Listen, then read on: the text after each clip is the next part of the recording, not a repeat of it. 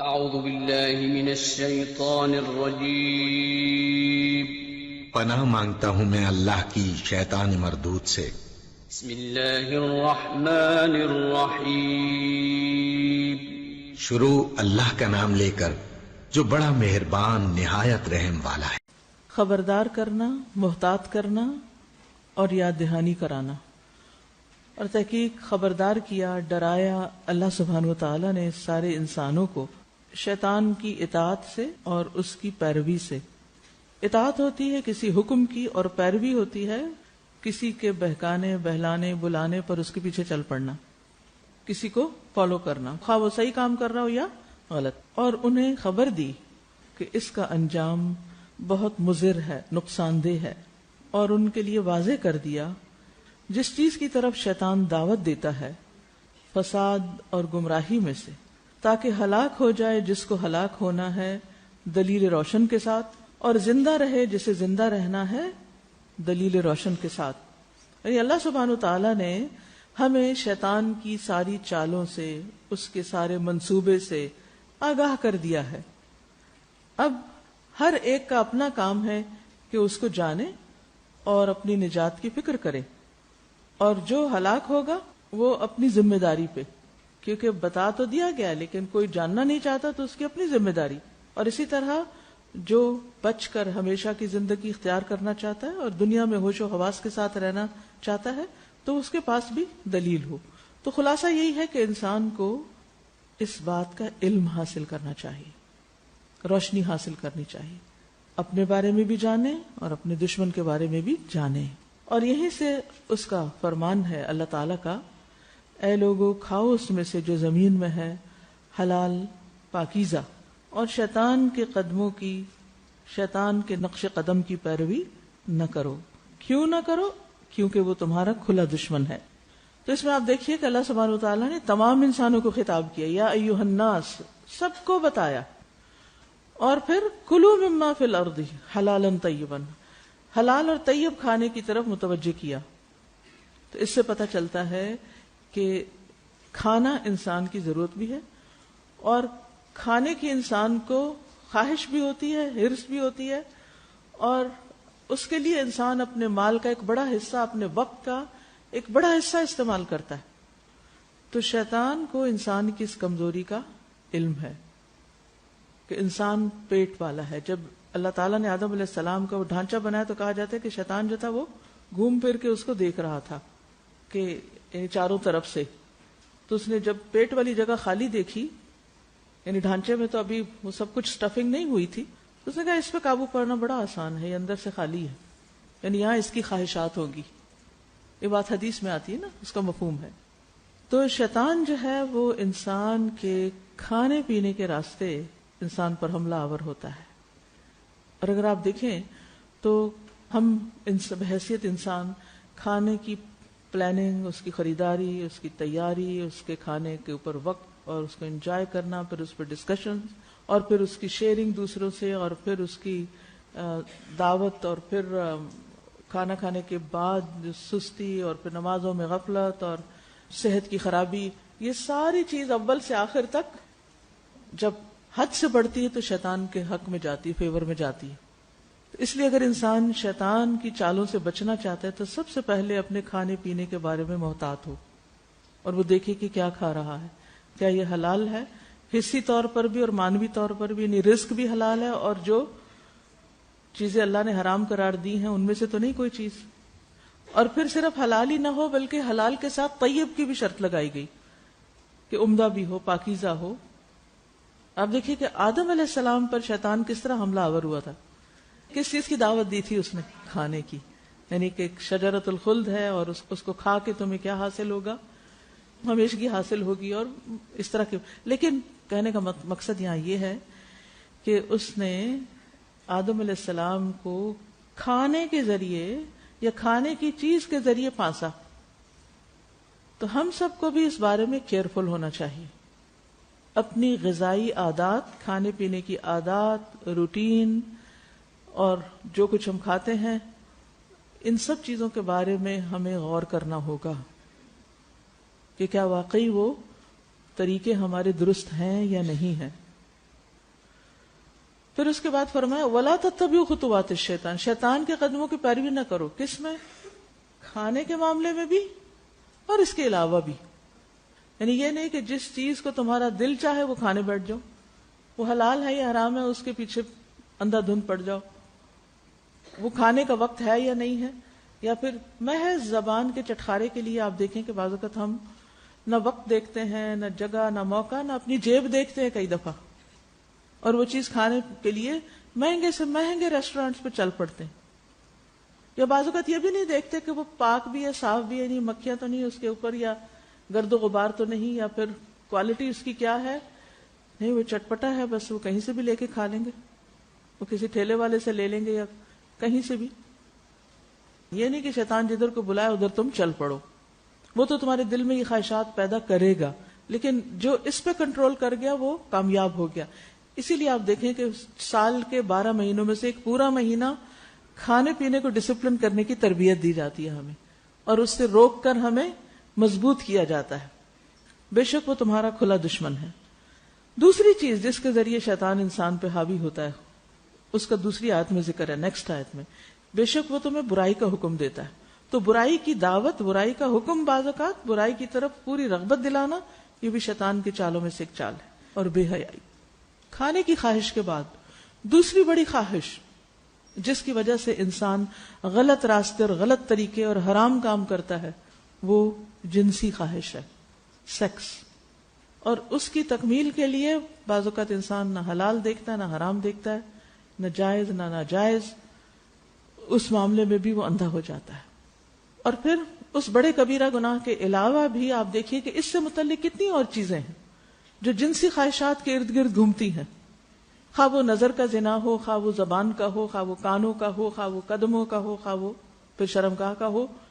تو شیطان ان راستوں سے انسان کو اپنی طرف لے جاتا ہے، اور یہ بھی انسان کی کمزوری ہے، اور اس کے ذریعے بھی خوب انسان کو ایکسپلائٹ کرتا ہے. اور پھر فحشاء کا لفظ جو ہے وہ صرف زنا کے لیے استعمال نہیں ہوتا، سب فحش کاموں کے لیے آتا ہے. اس ہر قسم کی ولگیرٹی، بے حیائی، بےہودہ پن آتا ہے، اس میں لباس کا بےہودہ پن بھی آتا ہے. اب آپ دیکھیے کہ فیشن کے نام پر بعض اوقات ہم ایسا لباس پہننا شروع کر دیتے ہیں جو صریحاً قرآن و سنت کی تعلیم کے منافی ہوتا ہے. ہم نماز بھی پڑھ رہے ہیں، تہجد بھی پڑھ رہے ہیں، سب کچھ کر رہے ہیں، لیکن لباس کے معاملے میں بالکل بے فکر ہیں. اور بعض اوقات ایسا عقل پہ پردہ پڑتا ہے کہ خود بھی نظر نہیں آ رہا کہ ہمارا سطر جو ہے وہ کھل رہا ہے. یا تو اتنا چست لباس ہوگا، یا پھر اتنا شارٹ ہوگا، یا پھر ایسا کہ جس میں سطر کے جو فرض درجے کی چیزیں ہیں جن کو چھپانے کی وہ بھی نہیں چھپ رہی ہوتی. اور پھر اس میں نمائش کا پہلو، دکھاوے کا پہلو، اور پھر اس میں اوور سپینڈنگ، اور پھر اس کے حصول کے لیے جو طریقے اختیار کیے جاتے ہیں.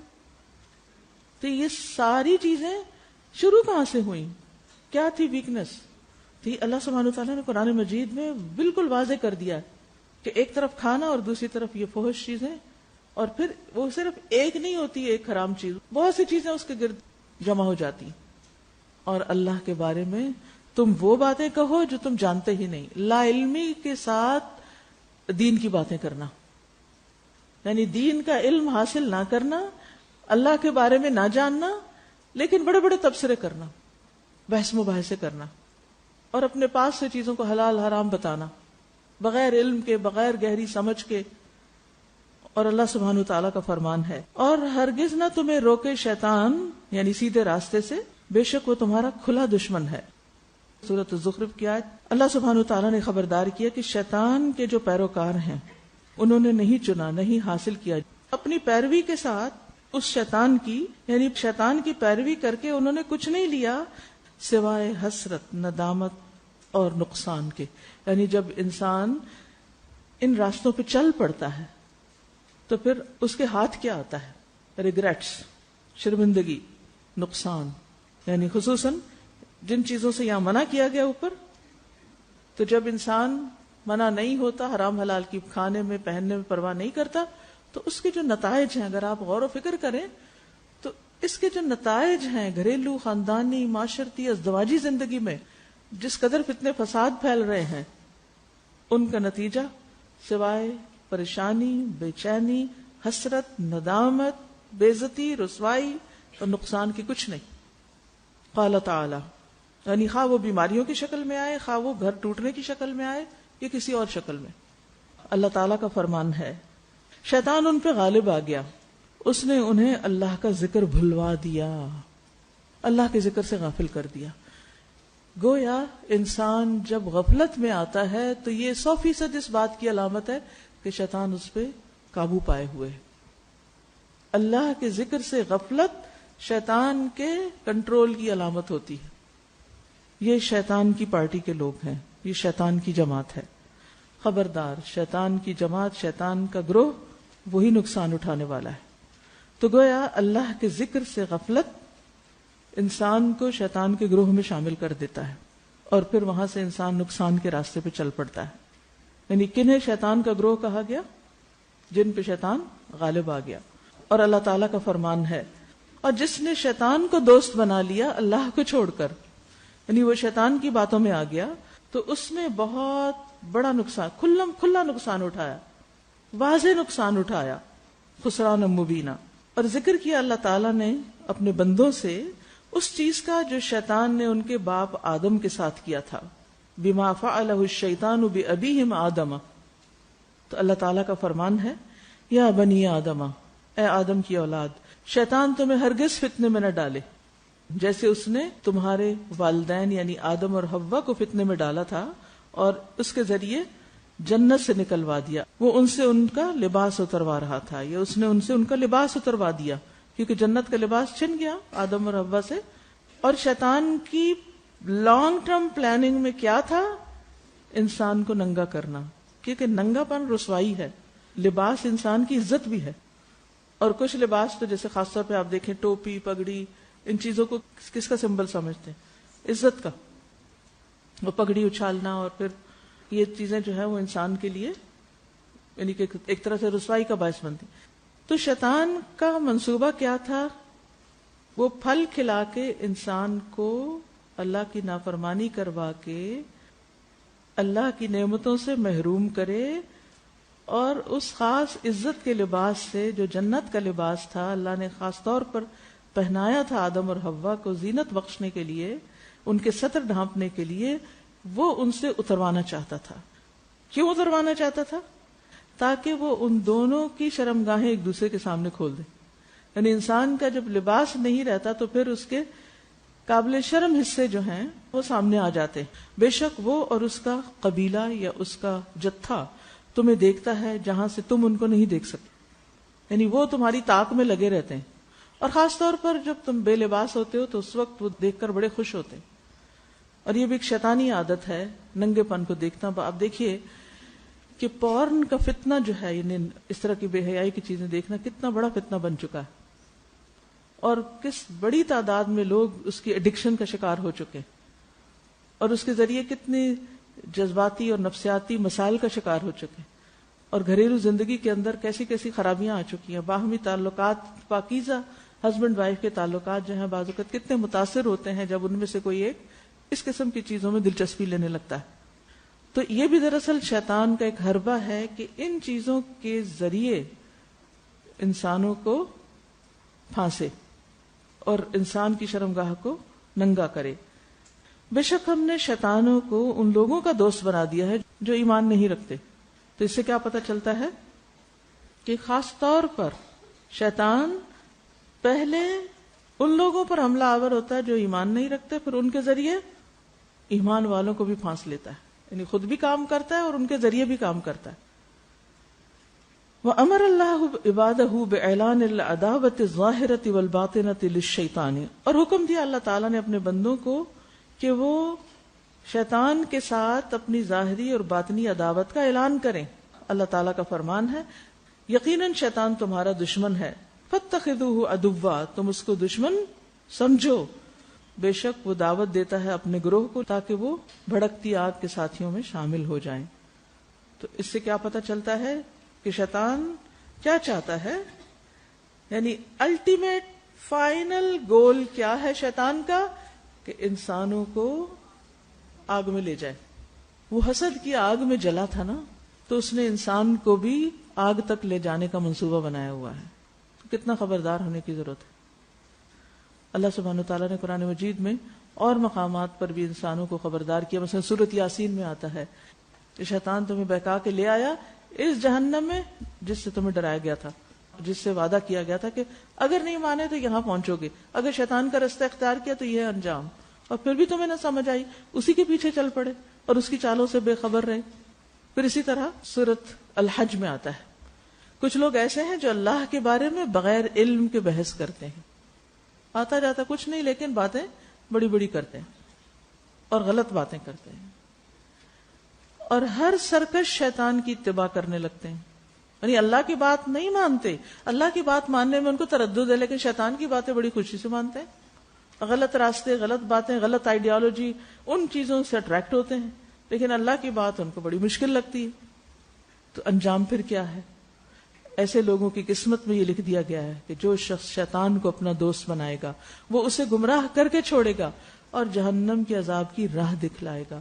وَيَهْدِيهِ إِلَىٰ عَذَابِ السَّعِيرِ. تو یہ یاد رکھیے کہ شیطان کا اصل ٹارگٹ کیا ہے کہ جس سے وہ دشمنی کرتا ہے، جس سے وہ انتقام لے رہا ہے، ایسے گڑھے میں جا پھینکے کہ جہاں سے وہ کبھی نکل نہ سکے، اور وہ جہنم کا گڑھا. یہ ہے شیطان کی پلاننگ. تو اس لیے یہ معاملہ سیریس ہے، کیونکہ عموماً ہم ہنسی مذاق میں بس شیطان کی بات کرتے ہیں، سنجیدگی سے نہیں کرتے. بچہ اگر شرارت کرے تو اس کو کیا کہتے ہیں؟ شیطان نہیں کر رہا ہے، شیطان، یہ شیطان ہے. اور پھر ہنس بھی رہے ہوتے ہیں اور انجوائے بھی کر رہے ہوتے ہیں. تو it's not a joke, it's a serious matter. جس چیز کی طرف اللہ سبحانہ وتعالیٰ متوجہ کر رہے ہیں اس کو ہم لائٹلی کیسے لے سکتے ہیں؟ تو تحذیر کا کیا معنی ہے؟ ڈرانا، اور تذکیر اور یاد دہانی کرانا. اور یہ ساری یاد دہانی کس کی طرف سے؟ یہ ساری آیات اللہ سبحانہ وتعالیٰ کی طرف سے آئیں ہمیں خبردار کرنے کے لیے، ہمیں ایجوکیٹ کرنے کے لیے، تاکہ ہم اپنے دشمن